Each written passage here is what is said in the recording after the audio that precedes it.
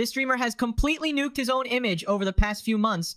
And honestly, everything we're talking about today is so hilariously stupid that it almost defies logic why he's acting like this. First up, we've got him allegedly issuing a false DMCA takedown against an indie game developer, all because the guy made a joke about him in his game.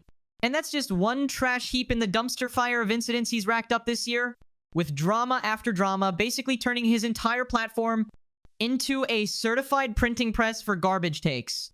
Somehow, this dude is just mad. But today, we're talking about Pirate Software, aka Jason Thor Hall, a former Blizzard employee who decided to become a streamer. And over the past few months, he's basically turned into a bit of an internet laughingstock. Mostly because he keeps saying ridiculously dumb stuff with absolute confidence, getting roasted from every corner of the internet, and then doubling down like his ego's on life support and denial is the only thing keeping it alive. So let's rewind a bit, because this whole saga has layers. Months ago, Pirate was part of a hardcore World of Warcraft guild called Only Fangs. They were playing this new hardcore version of WoW, which works just like hardcore Minecraft. If you die, you lose everything. All the hours you spent leveling that character are instantly gone. This twist brought back tons of old school WoW players, including some pretty huge influencers. So this guild, Only Fangs, wasn't just packed with your typical MMO grinders, it was also stacked with big name streamers. And really, the only way to join this guild was if you had a large platform. Didn't matter if you were actually good at WoW or not, all that mattered was your following. So, naturally, people streaming from this guild had solid viewership numbers, and every death, every wipe, every humiliating fail got clipped, memed, and dissected. Now, Pirate used to work at Blizzard, the company behind WoW, so obviously he's played a ton of it, and he made sure everyone knew that because it seems like he wanted to be perceived as this galaxy brain WoW master. But during one particularly rough run, his group started making some costly mistakes. And what did he do? He just straight up dipped, abandoned his teammates mid-run. He didn't directly get them killed, but the vibe was definitely, save yourself, I'm out of here.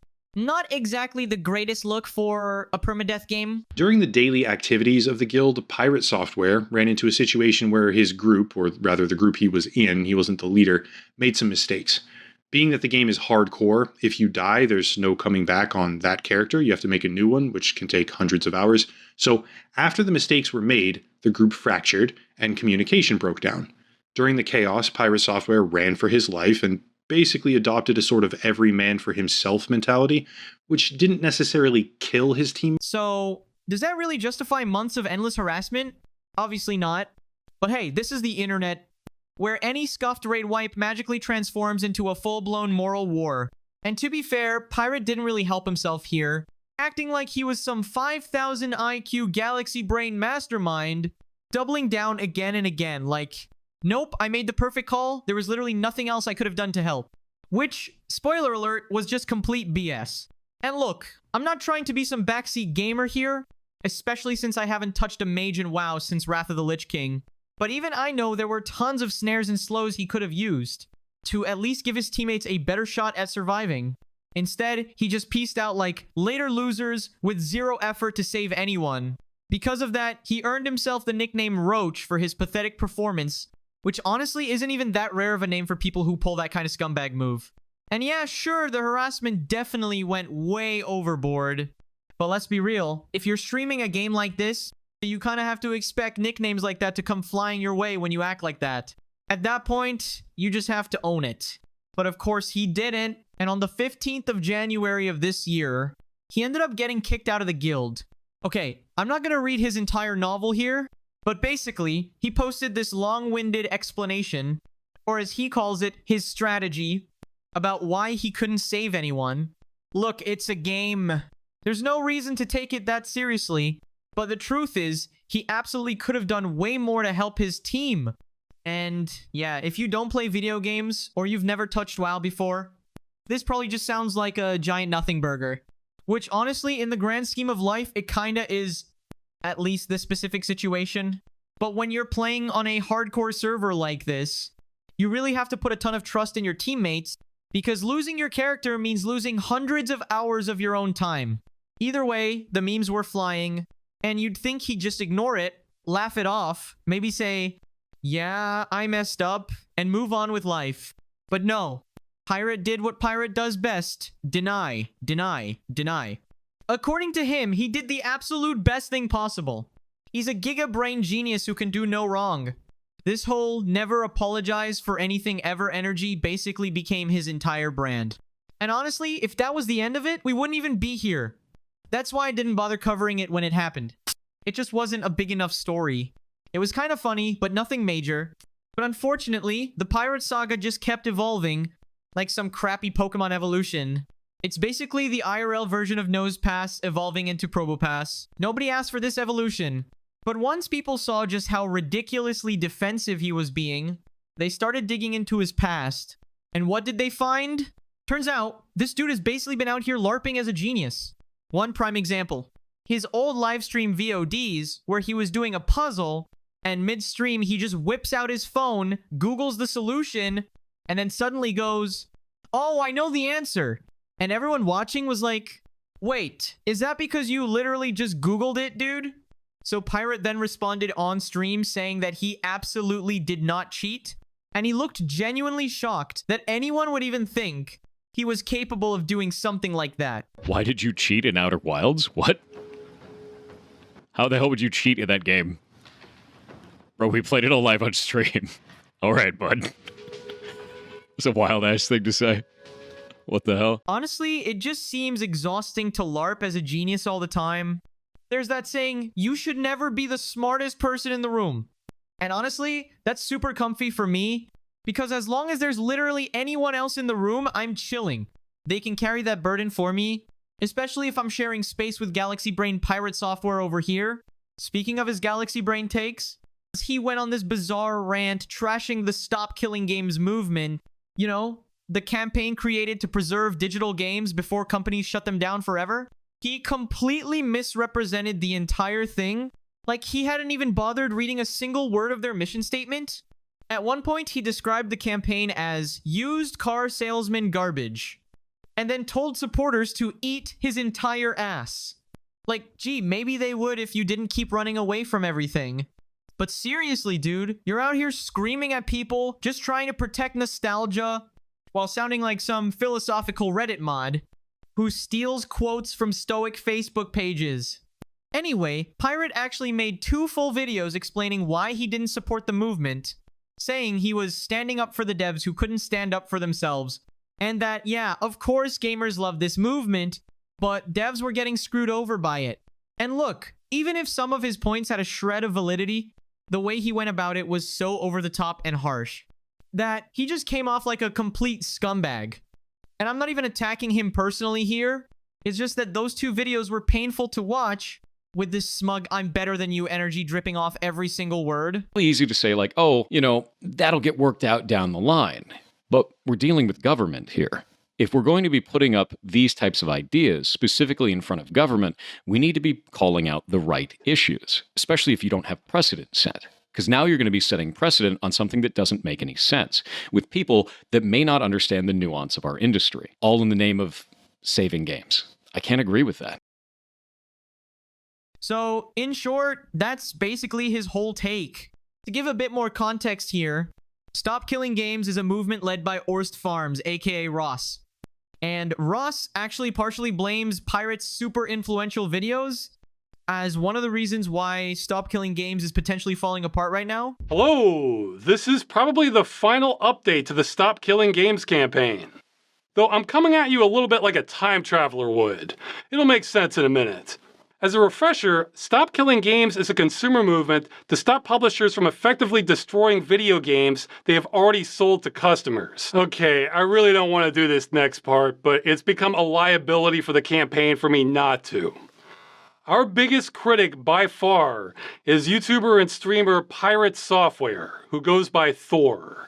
If your only exposure to Stop Killing Games has been this video, then you've been misinformed. This video is by someone who does not understand the campaign, has been trying to stop it, and has been making up what it is about. Now you might be thinking, okay, so some YouTuber got something wrong on the internet. So what? See, that was my thinking too. The problem is how incredibly influential this YouTuber has been. Remember that list of coverage on the campaign? Well, best I can tell, Thor's coverage has been bigger than literally anyone else on those lists, except Asmongold. And the only video Asmongold had on this bigger than Thor's was about Thor's video. So for all practical purposes, Thor here has been the #1 voice on the campaign, and he's been lying about what it is. And here's a little compilation that Ross put together of Pirate's greatest hits. Oh, shit, now this is actually really dumb. It's used car salesman garbage. This is shit. It's shit. Not only do I not want to back this, I'm going to actively tell people not to. That is awful. That is a horrible goddamn direction. That's awful, dude. No, eat my entire ass. The level of stupid that I just had to receive was like sitting on Twitter for 12 hours. This shit sucks. That's a really stupid ass move. That's an incredibly stupid ass move. I think this is ass. This is complete garbage. All of this can eat then. I drop the mask entirely. I have no qualms about that. They can eat my entire ass. The whole thing. This is just yet another example of Pirate doubling down again and again. And honestly, disagreeing and refusing to back down is bad enough, but nothing compares to this. So, someone decided to make a parody game featuring a bunch of big streamers called Idle Streaming Bonanza. It was clearly bait, just an obvious joke. And of course, there was a little parody of Pirate in the game too. As much as you're angry right now, of course I ran. So, everyone was being made fun of at the end of the day. Best thing to do? Just take the joke, right? Of course not.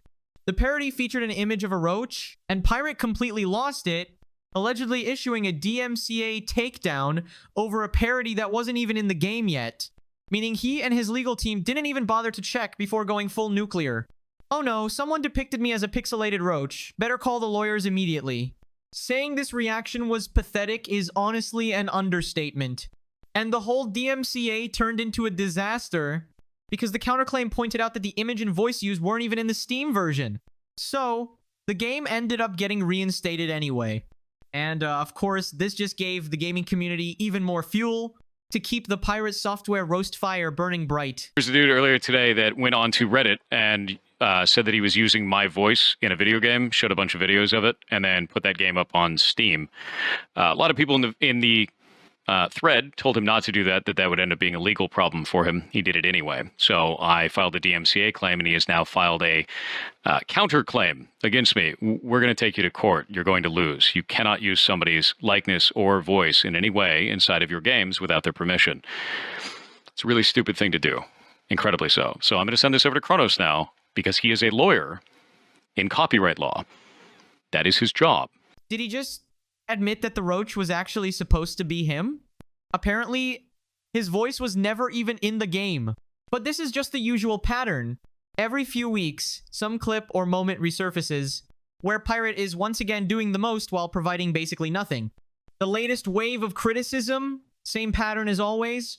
He says something dumb, gets called out, and instead of just leaving it alone, he retreats into his weird little bunker of denial. And it's not like these are high-stakes topics either. It's not politics. It's not legal drama. It's literally just video games and online reputation stuff. And that's what makes all this so fascinating. Here's a guy blowing up his own career in slow motion, simply because he can't muster up the courage to apologize, or take a step back to actually reevaluate his opinions. Right now, he's just stuck in this phase where every time people start to forget about him, he finds something else to trigger everyone, so they go, "Oh yeah, this guy. I guess he found another hill to die on." So people clip him, roast him, and even do dramatic readings of his rants like it's some Shakespearean tragedy. And the worst part? He seems to thrive on it. It's like the attention, even the negative attention fuels him somehow. And honestly, it's not hard to see how he got here. He probably feels like the victim of harassment, and yeah, sure, some of the hate he's gotten over time has definitely crossed the line. So now he just sticks around, refusing to back down to anyone. If only he'd shown that same loyalty to his teammates back in that WoW raid. And now, even if he wanted to change, he's basically trapped in this performance of resisting the masses, because backing down would feel like defeat, not just to the mob, but also to himself. And let's be real, I wouldn't even be making this video if he didn't find a new hill to die on every single week. It's like watching a weird ego implosion play out in real time. And my biggest takeaway from all of this is just, why? Why tank your entire reputation over Reddit posts, some random clips, and a parody in an indie game that only got attention because you tried to take it down? Because at this point, Pirate Software is basically just a victim of himself. I don't even see the upside of becoming a massive whiner. But hey, if you want to check out Stop Killing Games, I'll link it down below because I actually agree. If you buy a game, you should be able to play it, whether that's now or 5 years from now. And apparently, according to a certain someone we've talked about today, that's somehow a hot take. But at the very least, games should be available offline. And if devs need to disconnect servers because the game isn't profitable anymore, they should at least let the community spin up their own servers. But hey, what do I know? Let me know what you think. I promise I won't DMCA your opinion. Oh, shit! A cockroach! We got a cockroach!